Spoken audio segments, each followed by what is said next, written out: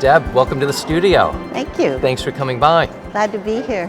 What is and are tools of the mind, and how do mental tools extend our mental abilities? We are a comprehensive early childhood program for preschool and kindergarten, and our goal is to empower teachers with the skills that they need, the tools they need to help children develop tools of the mind. It's the ability to learn on purpose, to be self-regulated, to have good social skills. So all the developmental things, but I think what distinguishes us is the use of the Vygotskian approach and its ideas about scaffolding and the zone of proximal development, which is sort of aiming at each individual child's level of challenge as well as helping them become independent. And is it a flexible approach that can be accommodated for different children, different abilities, different stages? Yes, so that's exactly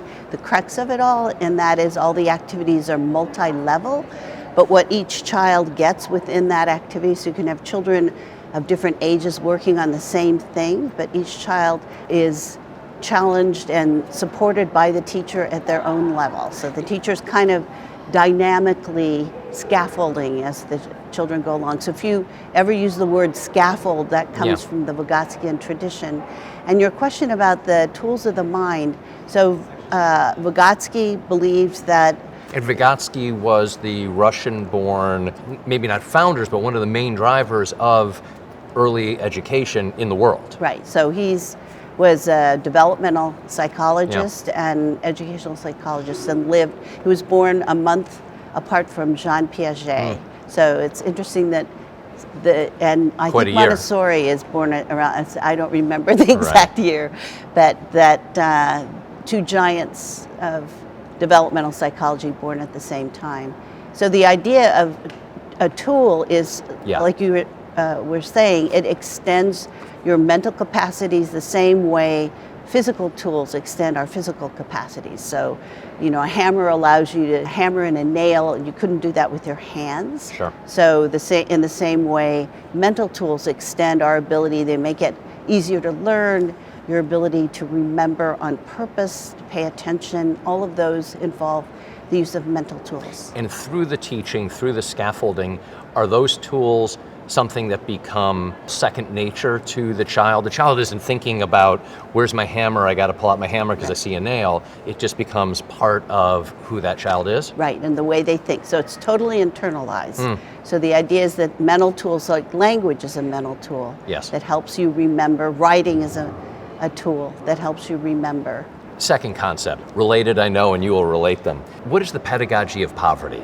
So the pedagogy of poverty is an idea that was brought up by a researcher named Martin Haberman in the 1990s. And what he pointed out is that the way we teach children who are at risk or in poverty is different than the way we teach middle-class children.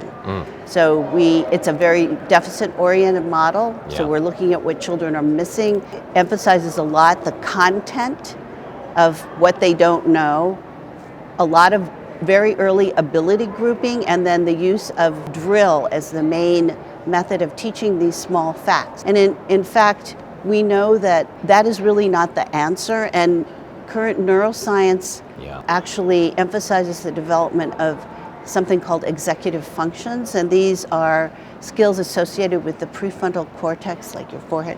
And it's your ability to inhibit one reaction, so it's inhibitory control, working memory, your ability to remember things, keep two things in your mind at the same time, and then cognitive flexibility, which is the ability to move back and forth between skills and to pay attention harder at different times. And so we know now that actually executive functions are more highly correlated with achievement than IQ, social class, the child's entry-level literacy skills. And I think that's one of the things that our approach really emphasizes. So we're a child curriculum in the sense that we have activities, but our main goal is through those activities to teach teachers how to teach And the point that you were just making, I took the liberty of reading some of your writing, and the tough aspect of what you're characterizing really came across. There was a line: many schools serving children in poverty approach teaching and learning differently than schools serving more privileged children. Right. Doesn't that just go to the heart of one of the major challenges we face? Right. I think it goes to the heart of the issue of equity. And what happens is when you put children in different ability groups, even though we're doing it because we're trying to individualize, what you end up doing is you bake in inequality, because the children in the lower reading group don't read books that are as interesting or have the same vocabulary. So what we've tried to do is to develop ways of supporting children so that children all learn the same thing, but they actually have individualized supports.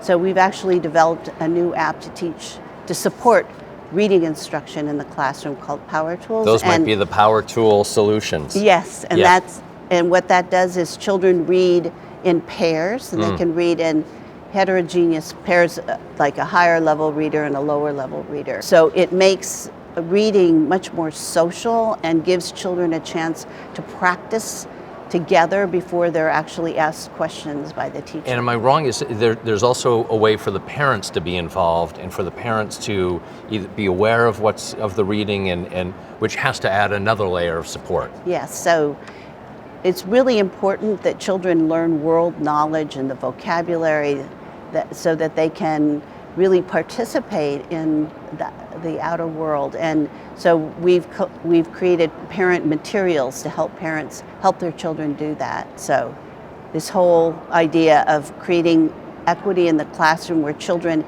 help each other and they know the same thing, so they feel even though they're a lower reader, their ideas are just as important and worthy as the ideas of a child who's a higher reader. And making the opportunity available for all children, and really working to close that opportunity gap. Deb, Right. Thank you. Thank you for coming by the studio, and thank you for the work that you do. Thank you.